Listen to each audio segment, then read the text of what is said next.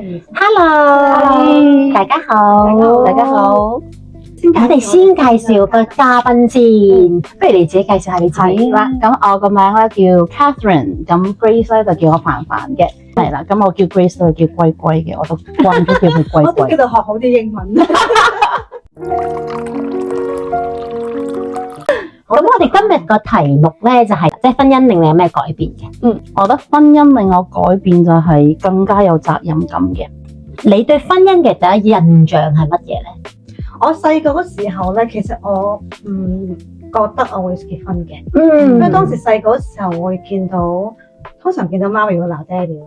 我其實唔中意嘅，我都係每次見到咁嘅情形我都唔中意，所以我自己心喺度諗，我應該唔會結婚。所以婚姻對我嚟講第一印象咧，我係會，因為我冇諗住我唔結婚嘅，因為我細個嘅時候，我覺得人係必須要結婚嘅，因為我唔識啊嘛。係啊，我以為係一定要結嘅，因為我唔知道原來係有選擇嘅，我以為一定要結。咁所以咧，我嘅第一印象就覺得，我第一個拍拖我就要結婚啦。係啦，我以前係咁諗，完全係冇諗住。所以其實你都曾經好 old school。係啊，因為細個嘅時候你接觸到嗰樣嘢，你就覺得爹哋媽咪結婚嘅，咁所以咧我係要結婚嘅，我唔知道有得選擇。原來我爹哋媽咪係冇結婚嘅，係啊，一大個就先知㗎。咁所以其實又係令我真係原來係可以唔結婚嘅。我覺得係因為我見好多老人家佢哋係一對一對到老嘅，咁但係俾我感覺就係屋企人嘅即係吵吵鬧鬧，佢哋都係結果係離咗婚噶嘛。咁我係唔係好想，我覺得好兒戲咯。喺個底入邊嚟講，婚姻對我感覺係兒戲嘅。我冇諗過好深入呢樣嘢咯。我細個就因為可能好似你咁，即係我身邊嘅姨媽姑姐、爸爸媽媽、爺爺嫲嫲、公公婆婆都係一對一對。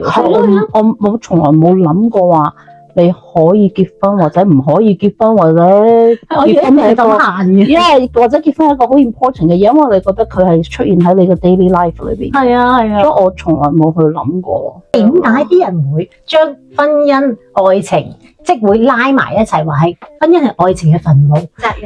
責任，我覺得係責任，同埋我覺得搞錯咗一樣嘢係你可能拍拖 dating 嗰陣，你可能會係I love you, you love me。咁但係呢個 love 咧係好膚淺嘅，我覺得多咗啲身份。因為係啦，角色多咗。我 last weekend 咧，我幫我 cousin 做呢個 wedding official 嘅時候咧，我其中一個 line 咧就係話 marriage 唔係你 one day make 一個 decision， 而係你 continue make the same decision。同一個人，你決定同佢結婚，每一日、每一個季度同埋每一個難關嘅時候，你都決定同呢個人喺埋一齊。其實呢個係 way beyond love 嘅，同已經係超出咗愛情。所以我覺得係好多人咁樣講嘅原因咧，係因為好多人都仲未願意將佢嘅自由放低，佢哋想有完全嘅自由度，咁所以就會咁樣講係婚姻係等於愛情嘅墳墓。同埋我覺得有時候結婚對於我嚟講係你好似經營一間公司咁樣啦。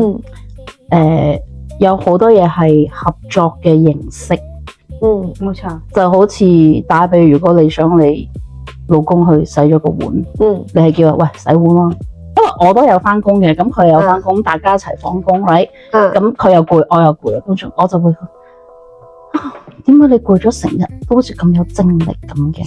有時候咧，我覺得係有呢個情緒價值咧係好重要嘅。我對住我老公，我係綠茶㗎。即係好綠茶，我係會直接講，因為我同我老公係講國語㗎嘛，我會直接同佢講，我話爸爸你可以洗碗嗎？好累，我今天即係嗰啲咯，我會通常會係翻到嚟啊，I'm so tired，Can you do me a favor？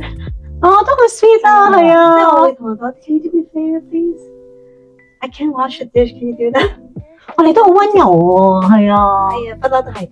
係啊，係啊，我好少見你咁溫柔嘅一面，唔 show 俾你睇嘅，係咯，唔 show 俾你睇。呢啲係當人演繹㗎嘛。我都係，我對我老公咧，嗰啲都唔會係對朋友係，係啊，都因為我特別即係好似 friend 啊或者屋企人，我都係比較講嘢就比較大聲啲嘅。但係翻到屋企都得我同佢，通常就會有另一個角色咯。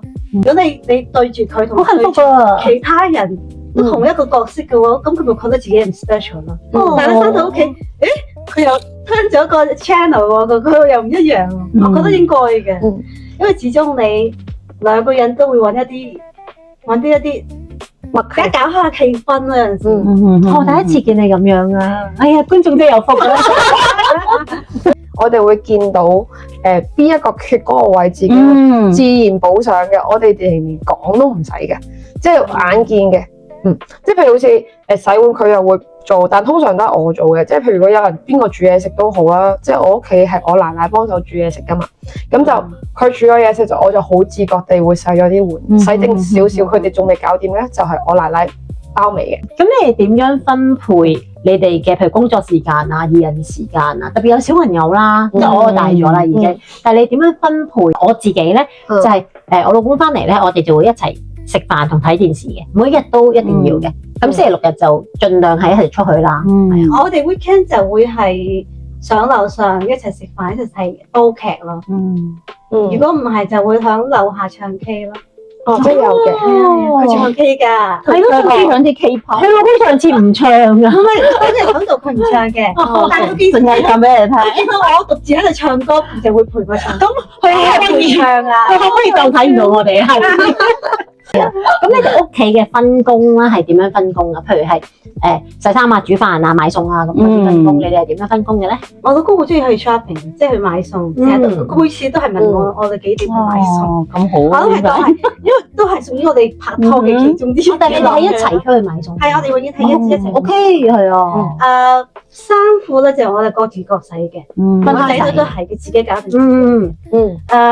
煮飯大多數係我。佢都有煮嘅，譬如搞 party 嗰啲咧，佢自己都好樂意自己煮嘅。但係大多數係我煮咯。即係家務大部分都係你嘅，買餸就一齊。佢係咁樣嘅，因為佢知道我可以 handle 到個嘢咧，佢唔想插手嘅。但係我唔識嗰啲咧，譬如燈啊、電啊、電腦嗰啲咧，我係特登唔理嘅，佢就會好自動就會去 take care 呢啲嘢。就好似都幾好喎。屋企任何樣嘢，譬如有少少爛啊、壞啊，佢會係好自動自覺就會整。基本上我老公係主導晒所有啲家務嘅，即係除咗煮飯，但係最近佢亦都開始煮飯。咁咧，我就覺得就好似工作一樣，佢係咁喺度咁有上進，而我唔上進，我就會覺得自己好衰。係啦，你老公真係好上進嘅人。係啦，咁佢又好勤力啲嘛，佢會 complain，佢會投訴話：你可唔可以週末唔好安排咁多活動，因為我冇時間搞衞生。咁佢會因為冇時間搞衞生而發脾氣嘅人。跟住我就覺得唔關你哋先入到嚟咁驚訝啦。係啊。哇！咁乾淨嘅啲人，我自己咧就係買餸咧就我老公嘅，洗碗就兩個都有嘅。